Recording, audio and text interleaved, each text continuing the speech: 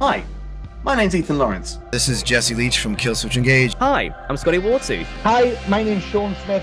Hi, my name is Desha Kiva. This is Ryan McCombs from the band Soil. Ladies and gentlemen, my name is the Waiting Cage and Last Roof. Hello and welcome. You are listening to the Chronicles of Podcast with me, Coco Deville, the international cabaret chameleon. Hello. So yes, come and listen to our wonderful conversation of magic and wonder and lots of silliness too. Hello everybody and welcome to the 134th edition of the Chronicles of Podcast. And these right here are the Chronicles of Coco Deville. It is I, Jamie, and joining me as always this week, as always, this handsome fella right here. It's Tom. Why do I welcome to the 134th. So we're now gonna have to talk like this for the show. A bit more energetic than go, hello everyone. It's energetic. How's that a 34th edition? That's not energetic. You look like a pigeon. It's Tom. Hit it. Ladies and gentlemen, this week we bring you a guest unlike anyone we've had on this show before. I think it's safe to say she's the most glamorous and fabulous guest we've had, and probably the only one to have a cocktail named after her. This week's guest is a cabaret practitioner blending cabaret, performance and burlesque to give you incredible performances that leave you in awe. And that's just from seeing a woman dressed as Rick James and do a striptease. Ladies and gentlemen, put your hands together, spin your nipple tassels, and give us a cheer as we bring you the Chronicles of Coco Deville. Hey! That was that was a good intro. That. Well, thank you. Welcome. Yeah. You made me sound much cooler than I actually am, so it's great. Yeah, I'm not gonna lie, I was my right. right person like all of the time. Yes, I'll do it. I'll intro on stage. Proper hype man. I love it. All I know is I had to get nipple tassels into that intro. That's all I wanted to achieve.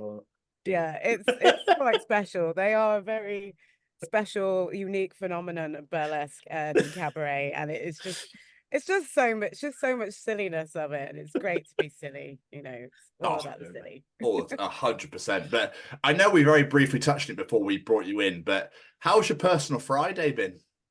My personal Friday. Yeah, how's it been? How's your day been? Oh, it's been all right. Like, I just really enjoy being really domesticated in the day and just doing housework and boring chores. I know that sounds really lame. Like, people expect, like, that's the thing. Like, people kind of like see my job and see how I am and how I hold myself. But I am so like, I'm such like a little, like, my boyfriend calls me like a little gremlin. So I'm just like a little, it's like I like my things. I like my stuff and my things and putting things in places and yeah. Is that what gremlins do? Yeah, apparently. So. Oh, okay. Fair enough. I mean, I'll be honest with you, that's all right. I'm partial to a Hoover. To a Hoover and just love it. Yeah. When you get that satisfying massive crunch sound. Oh my god. Oh, that feeling. Yeah, you got me. I'm it's beautiful. So with you. Yeah, it's so beautiful. That and a mow. I like a mow as well. Like a bit of a mow in the garden. Yeah. I got no time for dusting though. Does my I fucking hate dusting. Yeah, it's a bit meh. Yeah, meh. it's just boring. Yeah, but I think the vacuum. I think we're on the wavelength. Of the satisfying glow of the vacuum. Or against the skirts with all that dust. Oh, sorry. Anyway, I think we've gone massively off topic here. I know what's going on. I just feel how excited you're getting over vacuuming. It's great. Oh, mate, it's just a wonderful thing. I can't just quite describe it. To be honest with you, I can't quite describe the satisfaction. Yeah, it's like is it ASMR thing of like the sound of it and like the visual. I think there's got to be something. I think there's someone's probably done a study about that kind of thing because like I don't know about you, but like when you go in a bit of a YouTube, TikTok sort of hole and you end up finding yourself watching rug cleaning. When you see those videos. Like there's something really satisfying about that there's got to be something there. So I wonder if that is if someone's cleaning a pool or cleaning a rug, it's a good day. Yeah. Social media put to use. Yeah. It's the good side. It unites us. It's those little things that you're like, I'm so weird that I like this. But the fact that we're talking about this right now, it's like this is something that brings us together. Like these little Absolutely. Right. We like to start these interviews by taking it all the way back to the start. Tell us when young Miss Deville, shall we say, what did you want to be when you were growing up when you were a young girl? Oh God. It's taking me back. I have to dust off my memories. So when I always knew that I wanted to be in theatre or media or the arts. Like that was sort of quite ingrained, and it's quite obvious when I was a kid, like that was the industry that I was gonna be in because of my energy and my sort of headspace. It's like, oh, I could totally see you on the stage, Vanessa. And it's like, so it's just kind of just being a very big part of me, being a creative in a creative space. There was a brief point in my life that I wanted to be an English language teacher. I wanted to go into teaching. Okay. Yeah, I think it was just a mixture of that I had really good teachers. And it was like there's something about, I just really had a lot of admiration about like teachers that can make, poetry and Shakespeare exciting. Like how can you like that's actually quite a superpower to make it engaging. And I was like, I want to do that when I grow up. I want to kind of inspire other people. There's something really powerful about that. I want to try and learn the skills to be able to do that. And I think, I've always been fascinated about communication. So like English language was my thing, the power of language in all of its complexity. And I was like, it'd be really cool to like study it and then like teach it, and then like it'd be great. Yeah.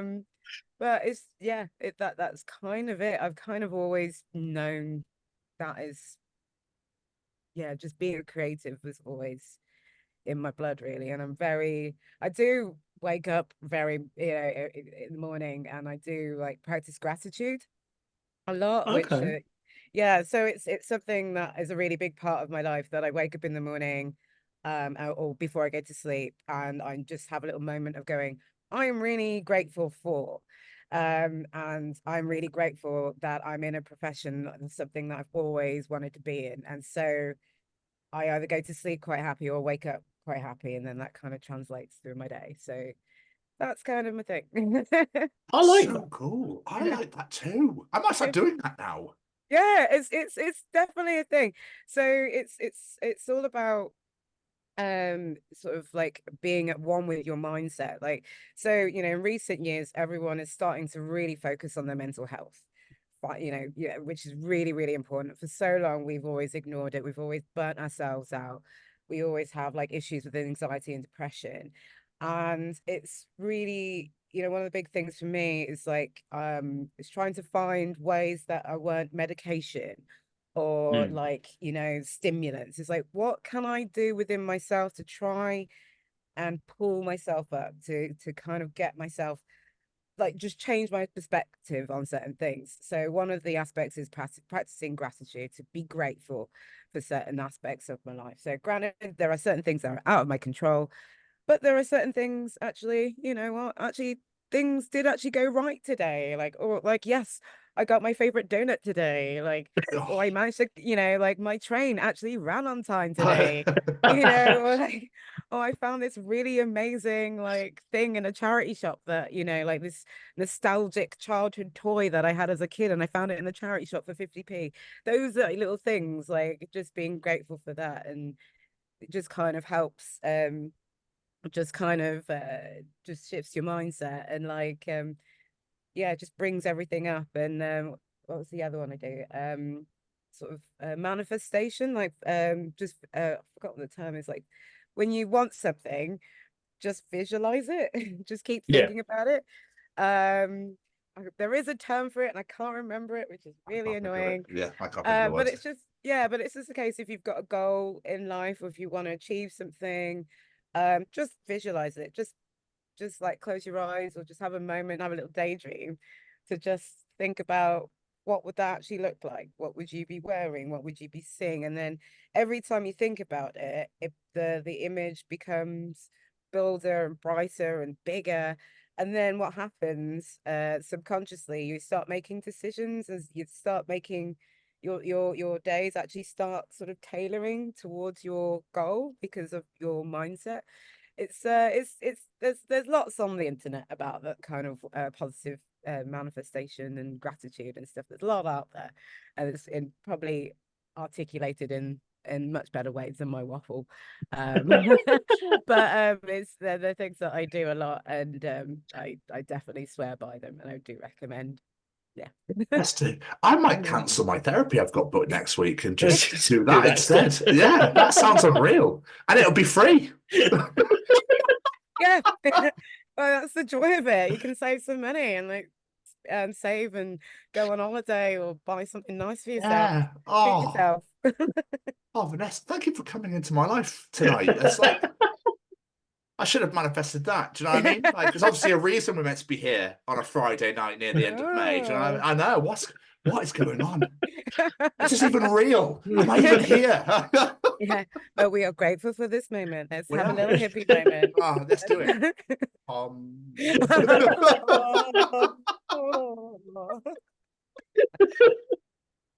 it. So you said that you wanted to be in performance from a young age. Yeah. But what sort of age did this love start? Were you like the most fabulous toddler in the fucking world, or was it did it come a bit later? Well, I was always a bold personality as a kid. Like it was cool. I had a really cool childhood. Like I have great parents. I come from a really big family. Christmases, birthdays, barbecues, always a lot of laughter. You know, like I had a lot of that when I was a kid. And it was just sort of like making my parents laugh as a kid. Is, you know, when when you see like a little kid and they swear or something. I wasn't that kind of thing, but like, you know, just doing little things. And there was something, a little spark about making people feel good, and I knew that made me feel good, and I wanted to kind of chase that feeling. And then when I was sort of early teens, you know, I was quite heavily bullied. And to be honest, you know, because I was this personality, I was the weird one. I was always weird. I always stood out. And when I was a little kid, that was okay. That was cute. When you're a teenager, when you stand out, it's like you are essentially you're a target. And luckily, I had a really good drama teacher who was like, Vanessa, your energy in this class, you know, in the drama lessons there's actually something, you're not using this as a DOS lesson. You're not playing up like the other girls, and I can see their energy towards you, but I think you've got something, and I think you should audition for this sort of young youth theatre outside of school. And you know, I never really thought about really pushing myself as an actress, because you know, I didn't really see many people on telly that looked like me, you know, and all that kind of jazz. And you know, it's all about that representation, which is you know, that whole game has changed now. But back in the day, like in the 90s, it was just like, oh, I don't know. But I went in auditions and I got a place, and like, yeah, then everything just changed from there. And I think that is, you know, as I was saying before, like I feel very grateful that I had a good teacher that recognized something within me, and the fact that I'd stayed true to my weirdness and just found my people, because that was another thing. Like as soon as I went into youth theatre, like I found other fellow weirdos, and it's like, oh, I'm not weird, I'm just an artist. Okay, this is cool. Yeah, I can get with this. You found your tribe, as they say. Yeah. I like it. Yeah, I like it. Because you went on to study at university as well, didn't you? Theatre and choreography, I believe I read. Yeah. So I went to a place called Dartington in Devon, in a place called Totnes. And so I'm originally from Birmingham. I'm a Brummie. Yay, from the Midlands. One of us. Yeah, we are good people. See Tom. Okay. And when I got the place at Dartington, I was just like, so basically I got an acceptance for a letter for Dartington to do choreography and contemporary theatre, but I also had the opportunity to study English language to go into teaching in London. So I just remember being like a teenager going like, oh, which road do I go down?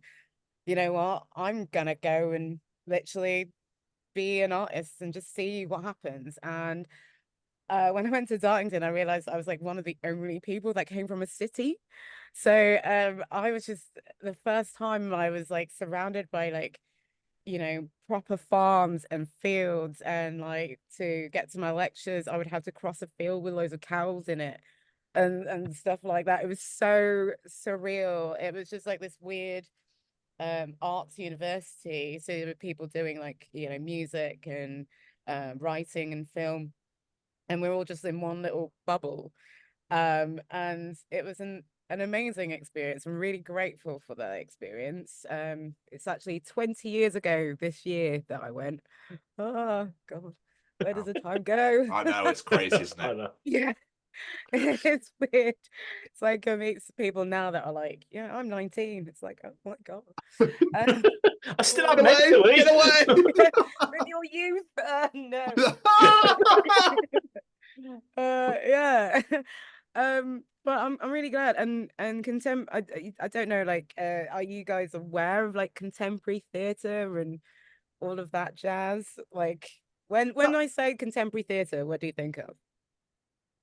No idea. I know. I mean, I've heard the two words put together before, if that counts. I know what theatre is. I just don't know what the contemporary part is. Yeah. To be honest, it is whatever it is. Like I was there for for the duration of the degree, and I always love to question and try and figure it out. And to be honest, that it's just like it's whatever. Contemporary theatre is whatever it is. It can be anything. I was like, this is my degree. Like, is anyone else really? Like, there were points in lectures where I'll be like, I really don't get. I'm actually really frustrated about this piece of durational performance art. Oh, sorry, my cat is. I was just like, what is going on? My cat's just nudging me, I think. Oh, is it? Sorry, I'm. Oh, sorry, I'm sorry. I am. It's just she's really. Mother, it's time. Sorry. There we go. Oh, Hey, we love a pet visit. Yeah, sorry. This is Vivian. Hi, Vivian. Hey. Excuse me, mother. I believe it's food time. Stop showing me to the gentleman. I was going to say her face, and as if to say, "Will you get me the fuck down and feed me?" Yeah. Okay, right. She's got a treat. Sorry. Yes. Oh, it's treats. Okay. All good. All good. Right. It's fine. We love the craziness. It's all great. We love that stuff here. We're not like Vanessa. Come on, time is money. Yeah. Just like I'm trying to be professional, and I've just got this cat headbutting my leg. We've had cats ourselves on this show. It's all good. A guy was trying to talk. He turned around. His cat's just licking itself, like literally in shot. It's fine. Just like trying to have like be like really like this amazing conversation. Just got cat asshole. Pretty much. Yum yum. I must clean. Oh. Anyway, Top Ness, I believe we were talking about. Yeah. Oh yeah.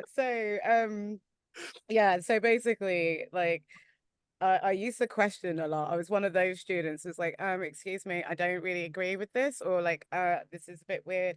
And I must admit, like some of the teachings were a little bit questionable, and like some of the tutors had, very out there ways of teaching, which when you look back, you're like, what is that actually? Were they like, I don't know, I feel like they crossed the line there. But on the flip side, there were amazing tutors and practitioners that we studied that really sort of pushed the boundaries of what theatre is. Because what some of the aspects that really kind of rang true to me and how I kind of got into cabaret was making performance and theatre accessible and having things that are community based, and how like art therapy is a thing, you know, and how having performance or performative qualities in your life actually is really good. Another thing for mental health. So I think it's really so that those certain aspects in that side of my degree that I was like, yes, I'm so glad that I'm getting to study this side. Like so having so there was like a module, for example, about site specific performance. So where you go into a space and you can be inspired by the space or tailor the work to fit in an unconventional space. So for example, you could create create a living room space in a middle of a shopping center and get people to come and tell stories, or get people to, you know, pretend that they're in a living room and get comfortable. And you could have a character that's like a nana, and having those kind of like interactions and getting people to tell and share stories of like being at home, or like sharing stories of their grandma, and just making things a little bit accessible, and just broadening the realms of theatre away from just, you know, Shakespeare. And yeah, so excuse me. So another sort of tangent from that is immersive theatre, which is now is huge now. So it's where people aren't just like, I am the audience member and I am watching a thing. It's like, actually, how can you create these worlds that audiences can actually be part of it? So so it's like, you know, when people play computer games, and it's like you can create your own narratives. We can actually do that in sort of in immersive theatre experiences as well. And that's one of the aspects that I studied at university. And that's one of the things that I'm continuing in my cabaret practice, which is pretty awesome. That's really cool. Yeah. Oh, sorry, Cam. No, go on, Jim. I was gonna say, I'm just intrigued now. Like, how do you get the audience to be part of a cabaret act? Okay, so it depends on the audience. So and it depends on the space. So like so for example, in a traditional cabaret, like a cabaret venue, so most audience members are kind of aware of the protocols. Like, so have you ever been to a cabaret show before? Like just so when I was younger, I don't really remember it that well, if I'm completely honest with you. Yeah. Okay, so okay, that's cool. So it's like, oh, newbie.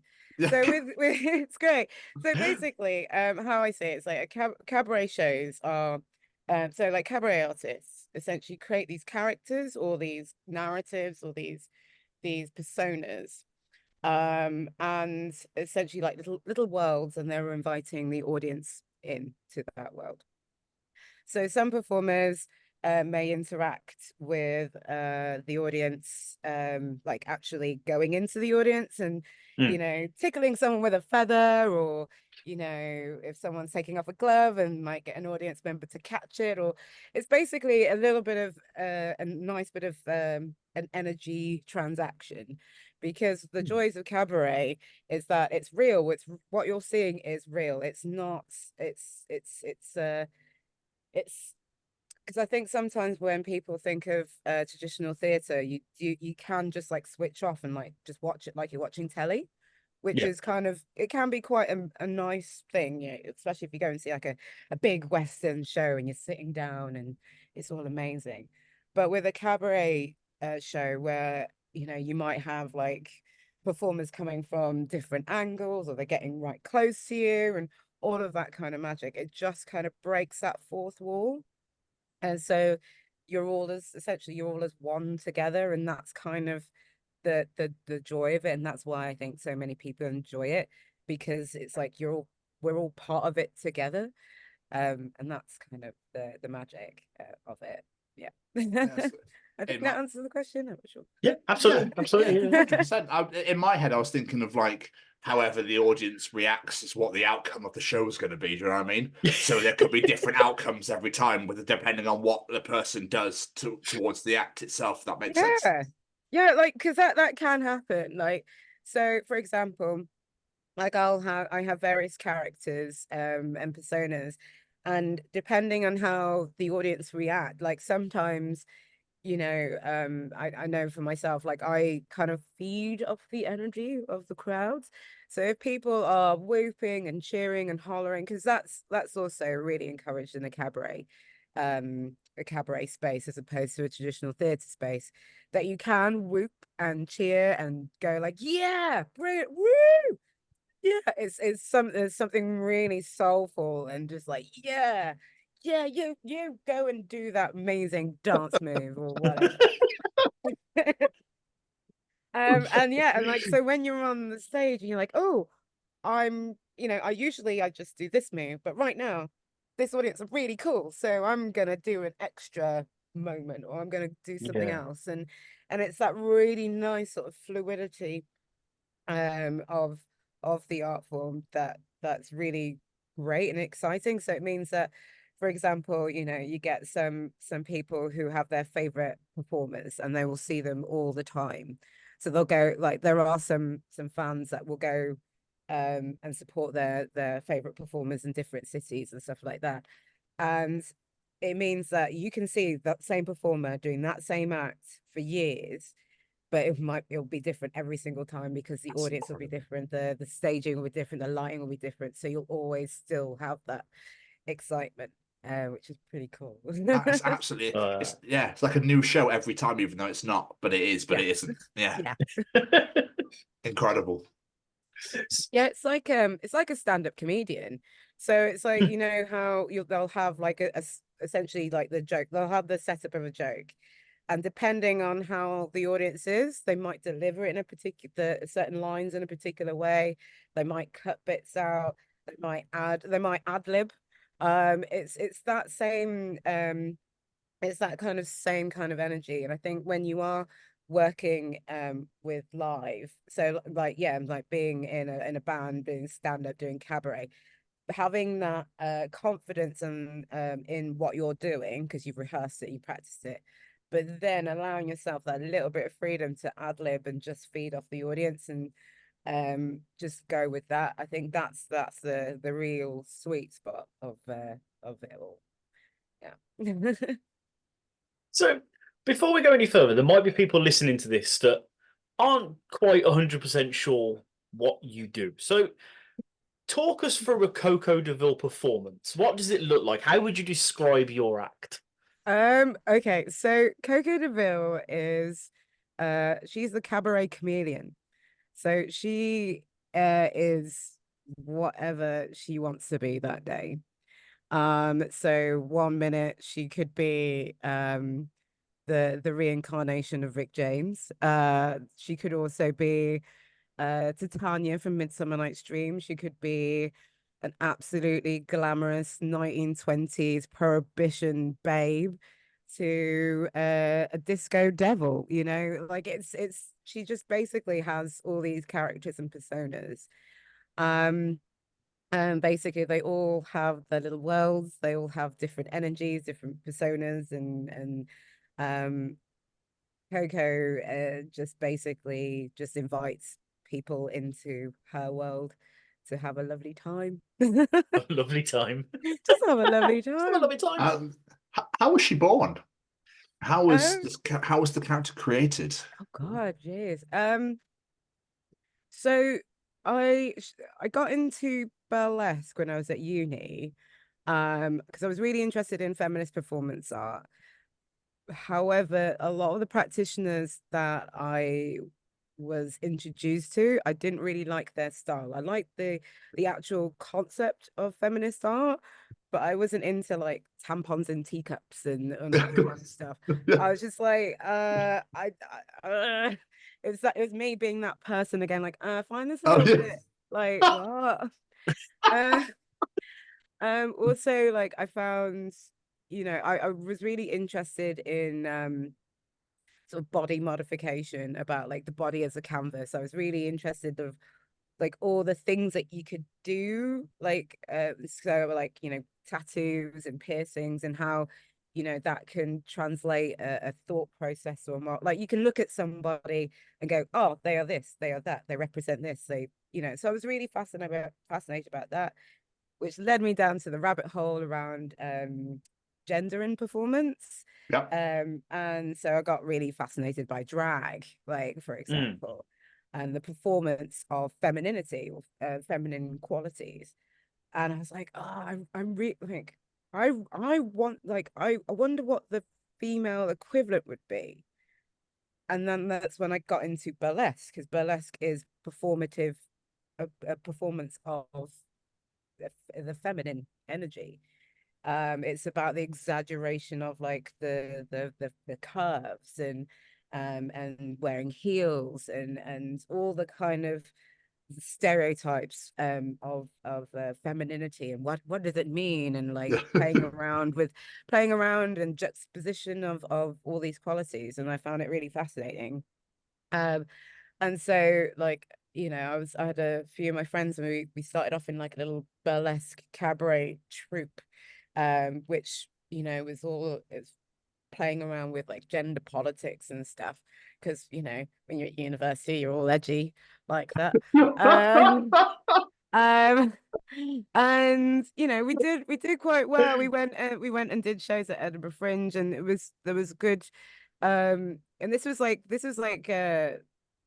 years ago, so about like 18 years ago. So burlesque and sort of in burlesque cabaret drag was not as mainstream as it was now. So there's some people that were like, what are they doing? What is this? And there were some people like, wow, this is really cool.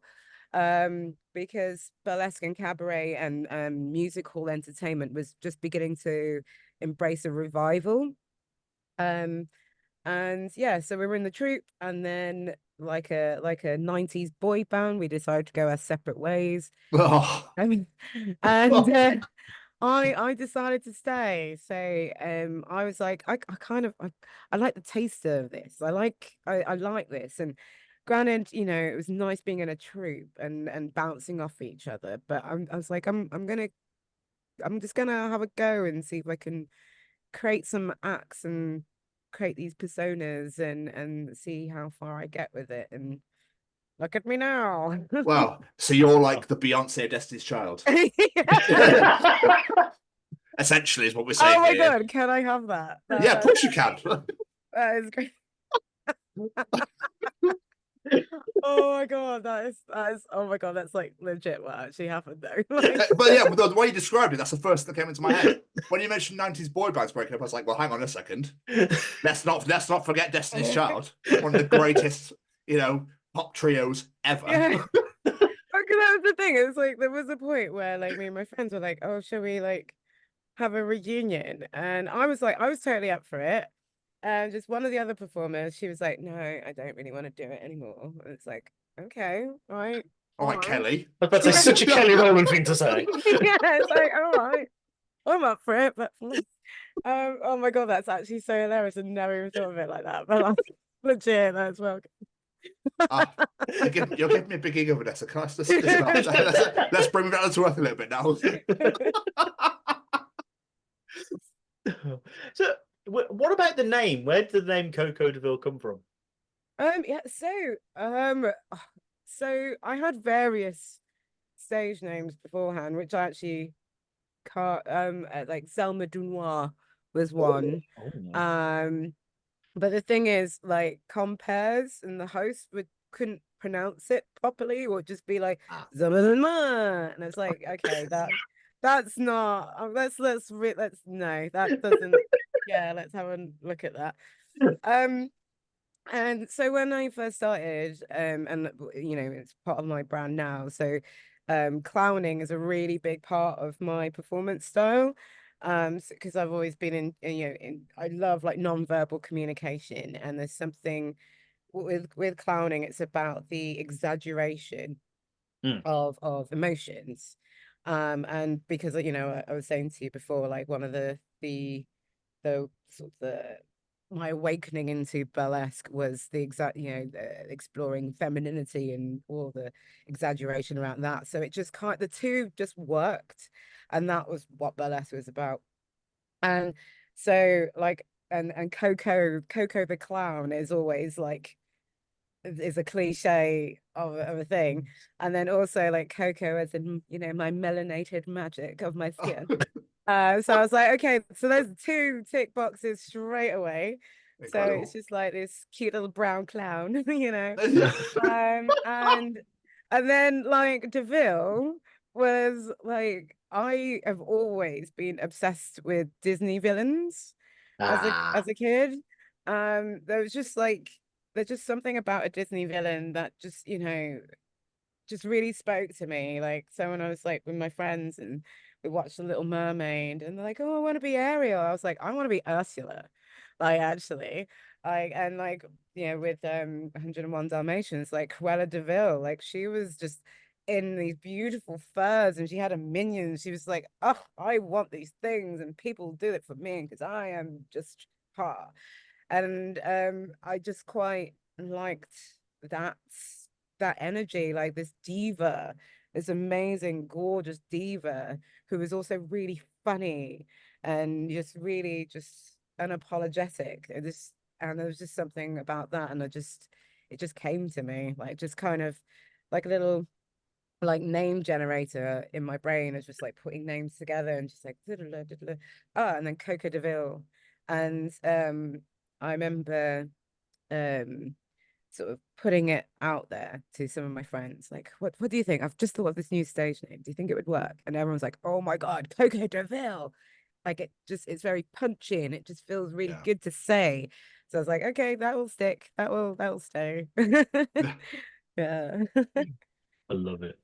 But talking about your performances, you do literally everything for it, right? Plan it, make costumes, the works. Yeah.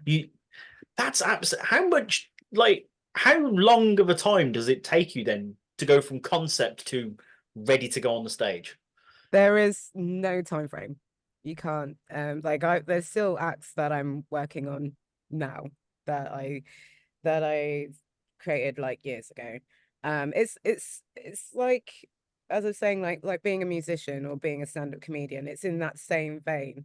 You have an idea, you put it out there, you see how audiences react to it, and then you go home, you're like, oh, okay, that didn't land, or that could have been a bit tighter. Let me rework that. And so with myself, like, with the choreography, so sometimes I'll choreograph a piece and it'll be really, really nice and tight, and I'll do that for like a year or so. But then sometimes I'll find another piece of music. I'm like, right, okay. So for example, for my Devil act, originally it was a very samba, cute little number. But I just, I just, there was just something about it that just didn't click with me. And then I was asked, oh, do you want to perform on this lineup with drag queens? And I was like, okay. And then I was like, right, I'm gonna have to rework a couple of my numbers to fit this new clientele, this new audience. And that's when I started to incorporating disco. And I was like, I'm gonna be a disco devil. That's different. And so that's the thing. It's like when you're in the creative process, it's always constantly going. There's no time frame on it. And yeah, because it's all me, so it's like from the actual idea to the choreography to the costume design, everything. I'm just in my own little brain bubble, and I'm dealing with my own deadlines, really, which is quite nice. So yeah, it's always keeps revolving and keeps getting refreshed. Also, it depends on my bank balance, because sometimes because that's also a big thing for time. It's like, oh, okay, I really need to get this done because I really need some money I really need to get this sorted. Or so that's always a big thing. So yeah. Where do you find the inspiration? Because like the outfits and the costumes you have are absolutely stunning. And thank you. Like, where does the inspiration come from for the acts and for the overall aesthetic? So my it's just life, really. I know that's Okay. it sounds like a bit of a cop out, but Not really, no, not at all. like life. I see inspiration everywhere. Like I walked past cows in the field once, now I put it to my act. yeah, like yeah, I'm just like gonna be like a cow and like my boobs are udders. Like yeah, you say like you're laughing, but there are like amazing performers that do like have like giant udders and like Unbelievable. like dance to like my milkshake brings all the boys to the yard. Like I can send you links. Like it's great. It's great. Genius. Like anything goes on a cabaret stage. That is the blessing of this job, is that anything goes as long as the audience are entertained. You can you can absolutely do anything. I've seen all sorts of crazy ass stuff on the stage under the guise of cabaret, and it's like, what the hell have I just seen? I don't know what that was, but I enjoyed it. Like that's great. But I think yeah, so for me, when it comes to inspiration, like it can just be a piece of music that I'm like, oh, this has got a really good energy. This has got a really good vibe. Like I really would love to perform to this. It could be I'm in a charity shop and I find an amazing bit of costume, like this amazing. I found like a crazy neon green ball gown, and I'm like, I need to make this into a performance. Like this is something great. Sometimes it's just, noticing finding areas within the circuit that no one else is doing. So it's like trying to find the gaps, because it's like, right, if I create an act that fits that gap, then that's brilliant. So I remember creating my hip hop bunny act. And I was like the first performer to do to incorporate hip hop into burlesque in the UK. This is like decades ago. And now it's like now people are a little bit much more open, I should say, with music choices in burlesque. But there was a time where everyone was just using jazz and blues, and it's like, that's great, absolutely gorgeous, but music is great. Let's have a little look at that. So yeah, it's just finding the gaps and finding inspiration everywhere. And I think that is one of the joys of fully going gung-ho into a creative industry. It's like when you just kind of go, right, I am going to open up my mind, then inspiration literally can be absolutely anywhere. And that is, so you kind of, you're gonna, I'm not gonna lie, I'm one of those people that get really excited about everything, because I'm always looking at like everything and I'm listening, and there's just so much stimulation around. Also, I'm neurodivergent, so that probably helps. So yeah, and it's just like it's great to to understand that inspiration can come at anywhere at any point, and that's really exciting. So it's really incredible. Yeah. By the way, I wasn't laughing at the tits as udders thing. By the way, I just the idea of it just tickled me slightly. I wasn't actually like, oh my god, people should do that. No, like people have done that, and it's great. And that's the thing, like with burlesque and cabaret in general. Like it is, people always think like, oh, burlesque, oh, it's just sexy stripping. And it's like, well, there is one aspect of that, but the majority of the time it is just like these little weird bubbles of creativity, in whatever shape or form people are telling stories, or or being incredibly political, because that is essentially the origins of cabaret and burlesque as a whole. Like it was one of the first times that people could really bring very deep subject matters onto on a main stage as through satire. It makes things much more palatable sometimes. And so that's the thing, like people can be absolutely ridiculous and absurd, but like you kind of walk away and it's like, wait, actually that was actually really powerful, because that was actually representation of this. And yeah, but then you do get the other side where it's just absolutely daft and ridiculous, but it's so ridiculous to the point you're questioning did I just see that? and that's the joy. I think, this day and age that we spend a lot of time like on our devices and playing, at home. So having going into cabaret spaces where it's all live, it's all very real, it just kind of wakes up a little side of your soul a little bit. And I think it's really important to stay in tune with that. And I think that's why the cabaret industry is become, a big player now. Like, I think a lot of people they might not have gone to it, but they're very aware of it. They know about like a supper club or a burlesque brunch or something like that, or like cabaret festivals and things. And people are aware of it, are aware of it, and more people are going for sure. Yeah, which is great. Definitely gonna have to put on. I feel like I've been missing out. I know, so yeah. But doing myself a disservice here. Yeah, like there's so many amazing shows going on. And I will admit there are some great shows and there's some not so great shows. So it's a case of like, just because you might have seen one or two shows doesn't mean you've seen them all. Yeah. It's a case of, just go and check it out. So like a lot of music festivals, for example, will have like a cabaret space. So even if you're like, oh, I don't want to invest, there are spaces, and a lot of venues now as well to book cabaret performers as well. So I work for a venue called the Albert Schloss, which they've got one in Birmingham, one in Manchester, Liverpool, and they're opening one in London later on this year. And you can just go in, and there's always cabaret and there's live entertainment there, and it's free. And there's lots of spaces around the country that are incorporating live entertainment within their scheduling. So I do recommend people just go and check it out, because your soul will thank you.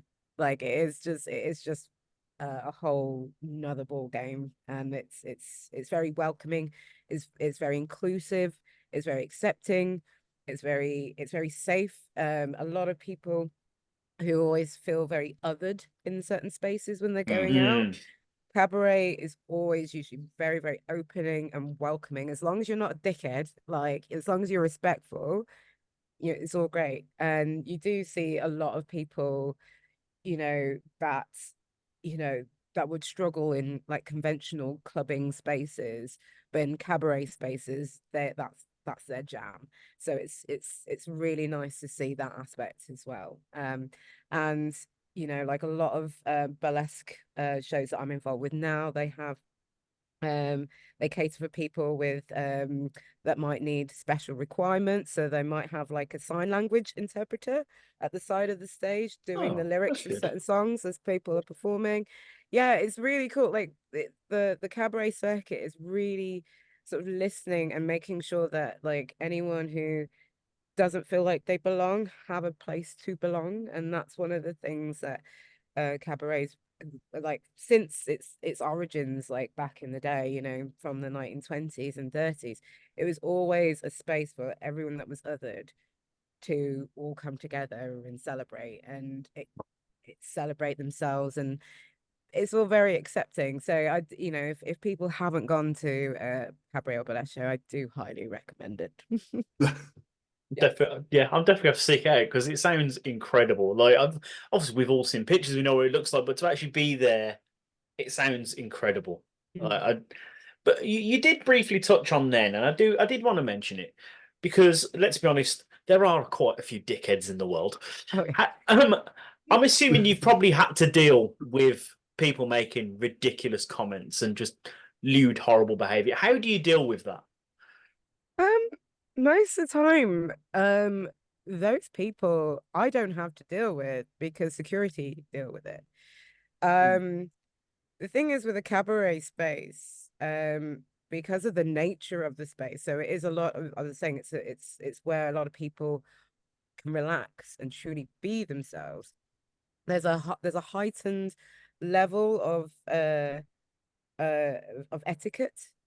So you can be really flirty and have the banter and all that kind of stuff, but when you cross that line, that you're crossing, not only you're crossing that line to the person, like if someone was being very forward with me, it's not them just being forward with me, it's like you're messing up this energy for everybody.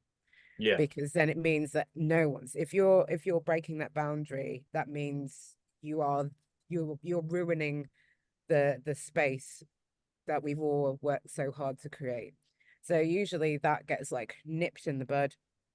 Security take them out, and it gets dealt with, which is very, very fortunate. And with cabaret and burlesque, it tends to be a very there's a lot of respect there. Like a lot of people understand, like a lot of people go into the space because they want to be in the space. So they're like, okay, I know this is different, so I'm gonna understand the rules, and so it's all pretty cool like that. So yeah, it's kind of a bit surreal when I do go out into a normal pub or like a normal club space, and then it's like, oh, okay, like this person's an absolute twat and nothing's happening. Okay. Oh, this is how it is. Oh, okay. I'm gonna go back to my cabaret bubble and it'll be all right. Like it's quite interesting, like when people, like, so there's sometimes when there'll be like a group of men, for example, that will come in, and it'll be like a stag do, and they'll come in and they're very, very polite. They're all dressed up and they're like lovely, lovely, lovely, and it's gorgeous. You'd be like, oh my goodness, they were so well behaved, they were so lovely. And then you might get a group of women that are loud and rude and they're grabbing everybody, and it's just like, whoa, whoa, whoa. Yeah, like it's a thing. I actually, like, in a cabaret space, like it tends to be like a certain demographic of women that will be more a problem than a man. Wow. Yeah, like it is actually, I've said it, like it is a very, yeah.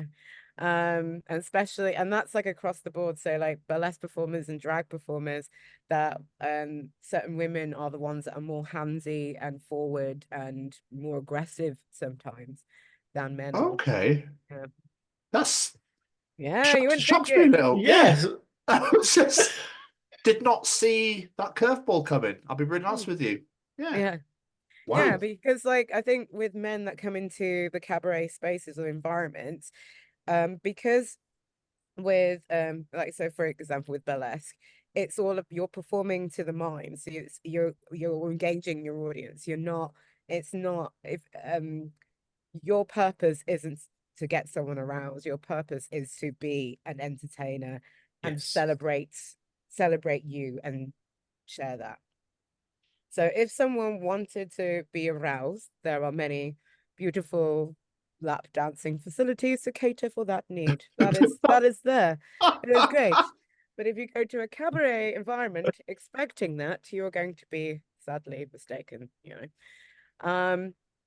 So it's and sometimes when you get certain guys that come into a space and they, and they're like, oh, it's really fun. That's not fun, but it's very intriguing. It's a very interesting thing, like seeing, like, so boobs, really. And then when they actually see our performer own it, they're like, wow, that is really cool. It's like, it's like that shift of like, yes, it's an energy. It's there's more to the female form. Like, let's enjoy. Let's look at that. Yeah, and it's just quite interesting. But like, like some women, they kind of a little bit too, they're like, yeah, great boobs, oh, can I touch your boobs, can I touch your bum? It's like, whoa, there's a boundary there. Like, yes, this is a celebration, but I am also a real person. Like, if you poke me, I will feel it. Like, Yeah. I'm empowering myself, not you. Yeah. I don't remember groping being on this leaflet. Where was that? I don't put that in my act. What? Where was this in the job description? I don't exactly. Sorry, I don't remember this part. How typical. Beyonce wouldn't have to put up with this shit. But how do you've mentioned it a couple of times, talking about like the body and everything, like how do you use your act and your performances to promote body positivity? Yeah, just by walking on the stage. Yeah. Boom. There you go. Own it. Yeah. I think, and that's the thing, is like a lot of people, I think the way how society shapes what beauty is really problematic. Oh yeah. Like, and it's really sad. But the thing is, that's what makes money. like preying on people's insecurities sells all the beauty products and stuff like that. So having people like themselves isn't profitable, but it's really important. So that's the thing. That's why burlesque and cabaret is I feel is on the rise, and got its place in popular culture, because it's about it's about everybody. Burlesque is all about just redefining beauty standards by your own rules. So it doesn't matter about, what your physicality, like, so, there are performers that are larger or slimmer, male, female, non-binary, performers that, have, like they're in wheelchairs, or performers that are like in their 70s doing burlesque. Like it's a total, it's just an open book on that level. Yeah. Yeah, I don't get the whole thing of like, I need to turn sideways and you'd be like, a way for you to disappear. Like, why? Like, yeah, it's disgusting that that's still heavily promoted to this day. Do you know what I mean? Yeah, it's like it's really it's baffling. It's like, I understand like everybody's different. Like, so if someone's naturally like that, then that's that's fair enough. But to say that is the ideal is as you're saying, it's deeply problematic. And I think as well, we need to remember that beauty always changes in generations. Because like I remember being, a teenager in the 90s, and it was all about the beauty standards was about being really, really thin, but with huge boobs. That was like the big thing. And then like now it's like being really petite and curvy and with a big bum. It's like super trendy. And it's like, well, I've naturally been like this like for like years, but now I'm on trend. And it's like, but now it's changing again. And like oh god, hello. Hello, you're still with me. But now we've got to, so people need to remember that, just because, the media says that you're not pretty, it doesn't mean you're not pretty. It just means that's what's selling at the moment. And I think, it's all about understanding who you are and just being really comfortable in what you're about. That's all that matters. And, just celebrate that, really. 100%. I don't know where these experts have apparently come from. Yeah. Like, do you know what I mean? Who are they? Yeah. Who the fuck are you? Reveal yourselves. Yeah. Where are you? Who 90% of the time don't look like the thing they're trying to sell. Oh yeah. Which baffles me as well. Yeah, wasn't there that whole thing? Was it Abercrombie and Fitch or something? Where the guy who actually runs it was just like some really old, weird looking man, but he's just like, yeah, I just want, like, it's just, I want just, the brand was just all very beautiful models, but like the actual person behind it was just like a really not a nice person. I don't know. Well, it's all a weird machine. And yeah, we've got to be careful of it. So we've talked about your stage show, but you've also had the opportunity to work on loads of other incredible things, including music videos. So how did that come about initially? Because you've been in a fair few. Yeah, it's kind of weird. So a lot of the time it's just word of mouth. So like a casting person would be like, they'll have like a list of like, we want these characters or these personas, and I'll get like a message going like, oh, my friend's casting for this, can I put your name forward? And then I'll go and get involved in it that way. Sometimes it's people that I actually know, because that's one of the joys of being in this sort of creative industry. Like you go out and you network, and it's just like, oh, so you work in film, oh, you do this, or you do that, oh yeah, well, if you ever need someone to like costume design, if you need an extra, like just send me a message. And the power of networking is proper old school, but just going out and just meeting people. And then when people have got these projects, they'll be like, oh, wait a minute, I know the perfect person to be this character, or I know the perfect person that will bring this energy in. Like, it's great. So it's just basically, I've just been very fortunate that most of the stuff with music videos and commercials and things like that. It's just through word of mouth, which, you know, considering like I started off in the sort of the traditional theatre route, and it's like you have to be in spotlight and you have to do this and you have to do that. But most of the time, it's who you know. It's just who you know in the room. It's so old school, and it's still a big thing now. So I always say to anyone that's wanting to get into like any creative industry, yes, have a good website and portfolio, you know, have that as your base, but just go out, just go and get involved in projects, go to shows, just make yourself known, because you never know who's in the room, and you just never know. So it's just get yourself out there, be you, and then hopefully it will stick in someone's mind and you'll get a phone call or an email. That's all grand. I like that. And you're absolutely right, because they're what people remember. They're like, do I want to go and sit through auditions of tons of people, or do I want to go,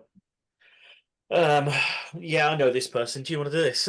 Yeah, it's literally the case. It's so the case. Like I do know some friends that do work in film and stuff, and the amount of times that does happen where it's like, yeah, oh great, we've got cast for this role. It's like, wait a minute, I did a job, or I met this person at a party and they were just absolutely amazing. I'll just give them a ring. Or I'll get them to come down, and then I'll prioritize them in the casting. Like it legit is still a practice, and you know, and it's still important, because you can't beat the face to face, you know. It's great, and I think it's definitely really important, because I think a lot of people spend a lot of time on their sort of their digital persona, but they've got to remember that you've got to have the real life side of you as well. So that's definitely a thing. I love that as well. Like talking about the music videos, I was going through like some of the ones you've been in. The fact you can say you're a dancing hologram for The Damned is possibly the coolest thing anyone could put on a CV ever. That was like, yeah, that was insane. That was like, you know, when you just have to be like, yeah, I'm gonna be really cool. Just yeah. Oh my god, I'm cool. I'm a professional right now. Oh my god. Yeah. Yeah, it's great. It's so cool. Like, yeah, it's I do love this job. It just every day is a completely different experience. But it has its peaks, and it definitely has its highs and lows and stuff like that. Like, but I think that's the case with most professions. But I think at least, you know, I'm doing it, you know, being self-employed, you know, it's another extra level to juggle with, but it's pretty cool. I mean, it sounds unbelievable, to be fair. But like, have you ever had moments we've had to like really improvise really quickly during a performance? Oh yeah, all the time. Yeah, because it's live. Like that's the thing. That's live, and like so, I might have a costume malfunction. So like something might. I've had it where like my corset gets caught in like the dress, and I'm like, and like sometimes you can see the stagehand that is ready just has to run up and cut you out, and it's a thing. But then that's the magic of it. Like it's, you know, it's you know, nothing's perfect. I think, you know, we're in a society where we censor ourselves. So even you put something online and you can edit it and you can filter it and you can, and all that kind of stuff. But when it's live, anything goes, and you just have to improvise, you just have to do with it.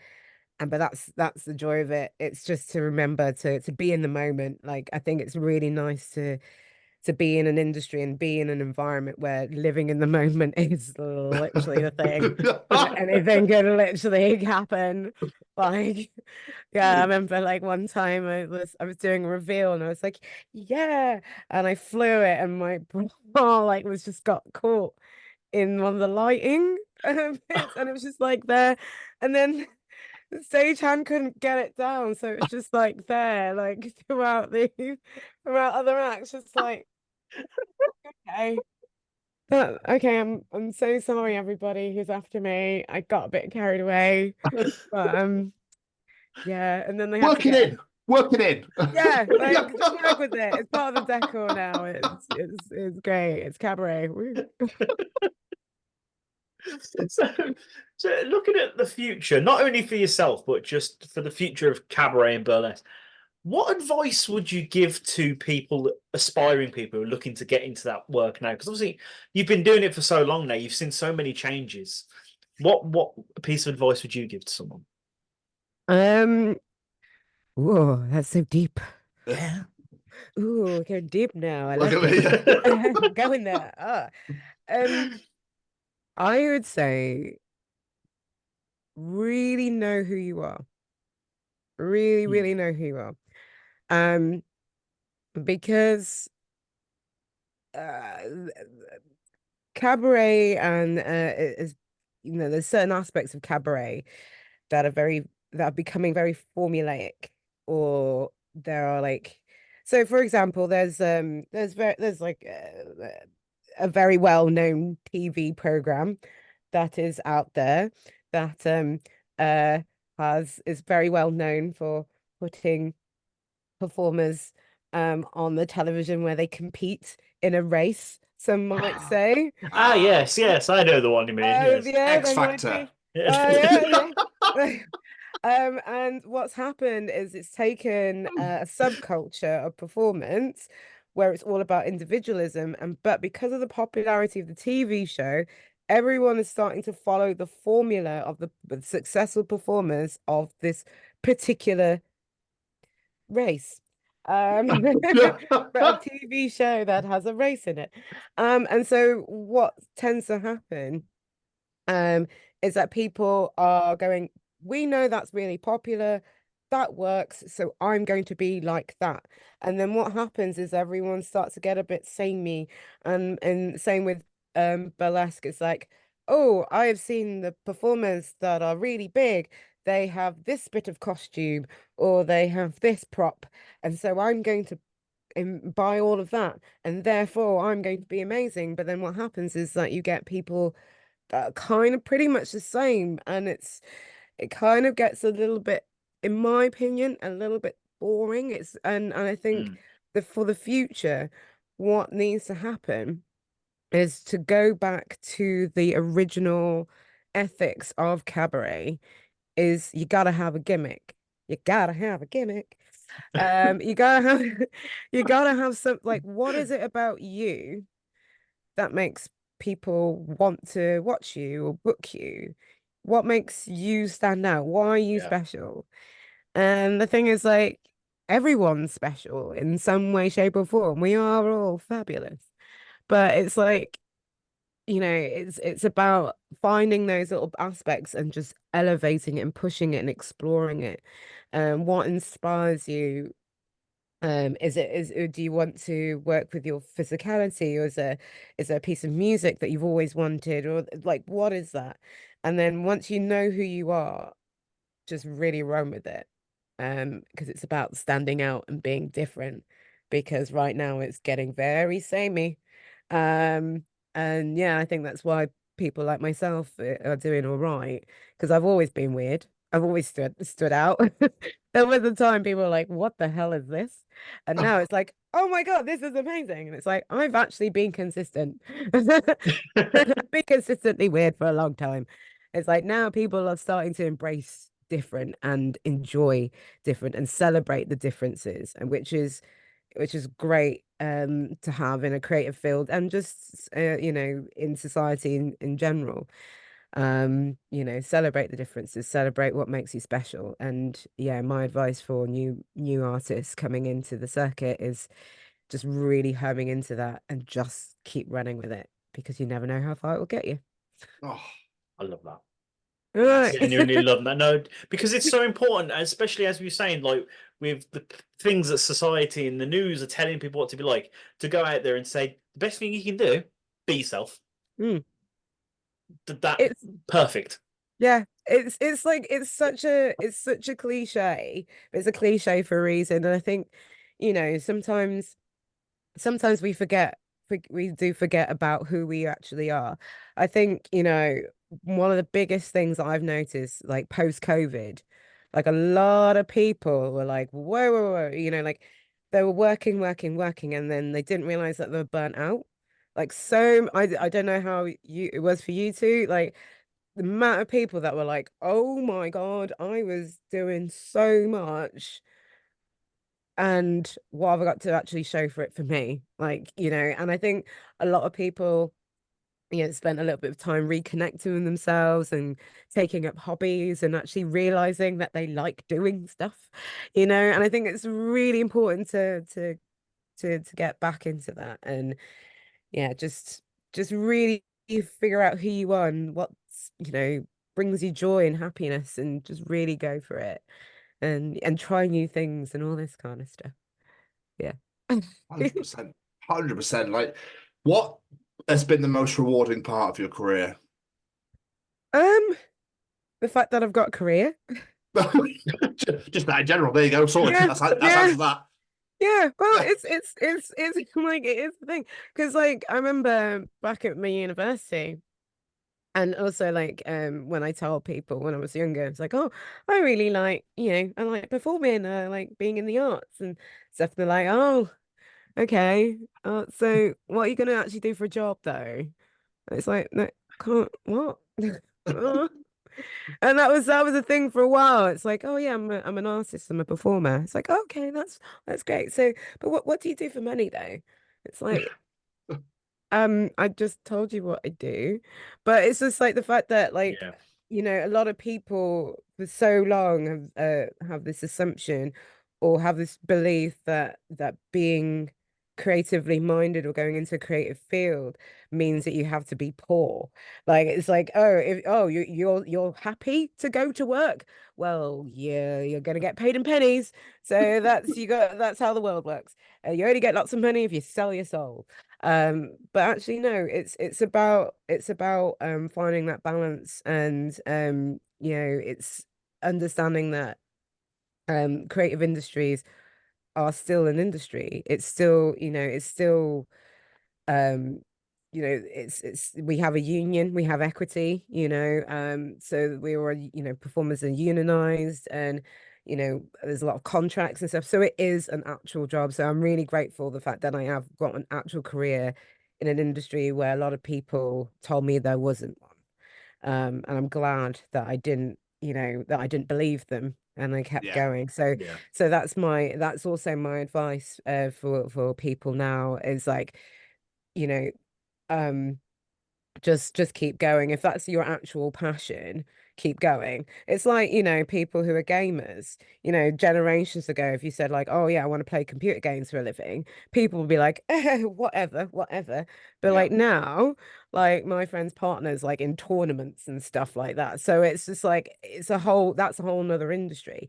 So it's about, you know, keeping your passion alive. If you just got to keep it going, and you know, just keep going and just be very grateful, and yeah. Incredible. So looking back at your career, are there any particular performances that you're extra proud of that you might encourage people to seek out if you're performing somewhere, to go watch it? If there's a few clips around on YouTube or wherever it may be, that you know the ones that you're just like, yeah, that's what fucking Coco Deville does, baby. Ooh. Yeah, I like that. To be honest, like I don't really have specific acts that I'm proud of, because I'm proud of my whole repertoire, and also it's always changing. Like I'm always coming up with new ideas and new acts. But it's more like the stages that I've performed at. Like so you know, I've had the opportunity to perform like all over the world. So I was in Poland in one week. I have a residency in Berlin. Like, so I feel like I'm most proud of the fact that I get the opportunity to be booked all over the world. And that always kind of sits really nicely. So yeah, like just knowing that what I'm doing, everyone wants to see it. Like it's like, that's pretty cool. And that kind of really makes me feel like I'm doing the right thing, like that people are wanting to see what I'm doing. And because I have so many different personas and different characters, like sometimes I'll get booked to do a show where you know, I'm my hip hop bunny 1 minute, and then I'm a go-go dancing 1960s Ahura the next act, it's like it's just great. It's like, yeah, I have a really weird headspace and people want to see that. So that's what really makes me feel like, yeah. I love that. The fact that your proudest moment is the fact that you fucking do it. You went for it and you did it and you're succeeding. That's incredible. And it's inspirational. It's amazing. Thanks. Mr. Steve. Oh, sorry. So I was just like, yeah, it's thank you so much. Like, that really means a lot. And I just want to like sort of say that like everyone's got that capacity, because like we always get told no about certain things. Like sometimes people do need to be told no though. So I'm going to say that there are some things that people need to hear no. It's like, no. But I think most of the time, a lot of people have amazing dreams and aspirations, and their only obstacle is themselves. And it's about trying to get in a good headspace to try and overcome that internal fear and just go for it.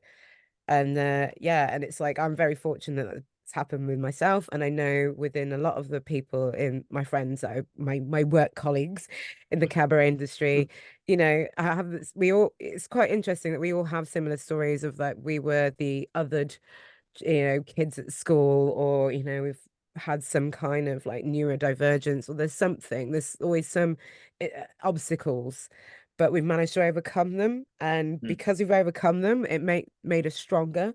And we want to kind of celebrate that. And so, if we can give that a little bit of energy to everybody, then that's our job done, basically. Yeah. Amazing. Like, basically, your job is to make people feel good. Like, how fucking great's that? Like, that's incredible. Incredible. Yeah. Mr. Stevens, any more questions for our wonderful guest? I do. I have one more. Vanessa, when you first started on this journey and you first were like, this is what I want to do with my life, did you ever think this is where you'd be today? No. I had an understanding that I would have to sacrifice a lot to get to a happy point. So like I was saying earlier, like for a long time, I knew that if I was going to be in an artistic creative field, I would probably be very lonely and very poor, but at least my job would give me satisfaction. Like I understood, because that's what society told me, and I was like, okay, this is it. But now, the fact that I've got a lovely partner, and he's like a performer as well, but he's on the other side of like, he works with the sort of medieval jousting world. Like that's a whole, like, if you want to do another episode with him, like you can, because that's a whole nother world right there. Like it's amazing, but it's great to be in a relationship with someone who gets my industry, who understands my industry. We've got a lovely home. We've got our little cat Vivian. Yeah. We've got Vivian. very supportive families, and little Viv. I don't know where she's gone. She's probably napping downstairs.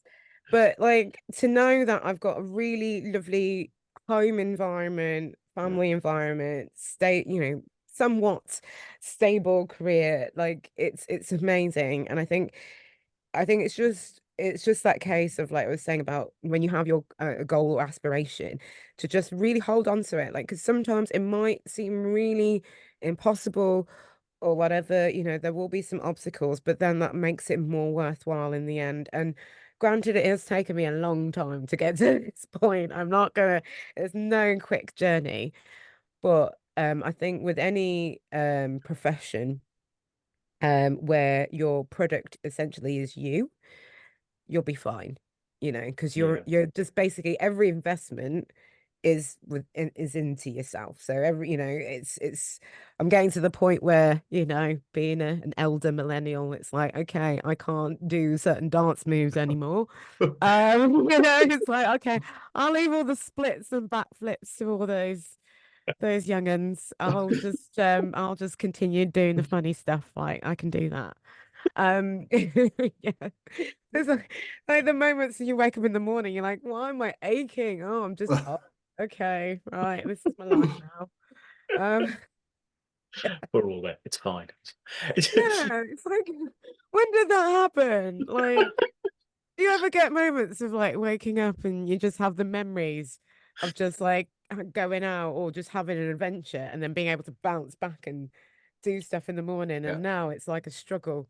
You just want to stay on the sofa and just watch, The Chase or Family Vault or something. That's another thing. When did like actual daytime television actually become like a wholesome thing? It used to be like hangover TV, but now it's like, oh my God, yes, this is what I need. It's like when you wake up out of bed, you start going like, when you start making noise. When did that start happening? Like, oh God. Oh God, we're all getting And that's old. another universal thing. We started off talking about the joy of vacuum cleaners. Yes. But but there's that universal thing of just like we all just start making noises, picking things up off the floor. But we all do. There was no conversation. There were no meetings that were held. We just started doing it, and it's just like we all know it. Oh dear, it brings us together. It does. Yeah, it really does. You were just saying a minute ago about what your partner does, and all I could think in my head was that house must have the craziest closets imaginable. It's a small hut, but it is, we're both like stuffing things. I'm gonna say maximalists. We're maximalists, but it's a lot of stuffing things around on the walls. Things. Yeah. Yeah, and it's a mixture. So I have like lots of Victoriana quirky things, and he has like a sword like on the wall. But it works, it's like we're both weird people, and it's like our weirdness together.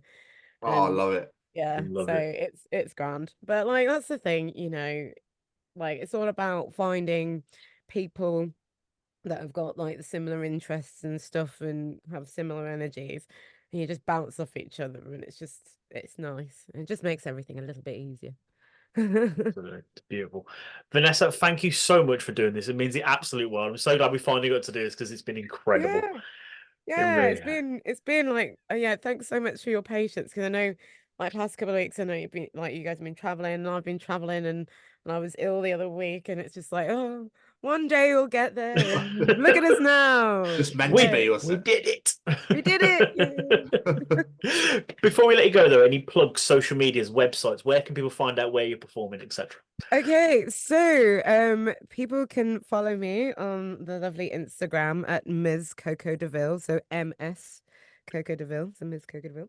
And my Instagram is mainly the place where I put all of my information. So follow my stories, follow my posts, and feel free to interact and send me messages if there are shows or events that people like want to get me down. Because I always like, because I'm aware that there's all these new events as well. So I like to engage with all the newness as well. But I will be performing at the Brighton Burlesque Ball in August, as well as Manchester Pride and at Brighton Pride. I'm just trying to think what else. I'm also performing in Manchester as part of the House of Manchester. So it's going to be a wonderful showcase of cabaret, burlesque, singing, voguing. And that's in June as well. And there's basically there's quite a lot. My brain is just like, there's all these little things, but just basically follow me on Instagram, and I'll be showing all of my shows as well as like little stories and inspirations and all this little magical things of my world. I like sharing them with my fans. So yes. Incredible. Vanessa, thank you so much for doing this today. It's been so much fun. It's been a pleasure meeting you. We've really, really enjoyed it, and I wish you every success going forward with all the shows coming up and whatnot. Yeah, thanks for inviting me. It's been absolutely fun. It's been a great giggle, absolutely great giggle. I'm feeling really good right now. It's like, yeah, that's what we like. Yeah, I hope you're feeling good. I hope you're feeling like good. you wouldn't believe.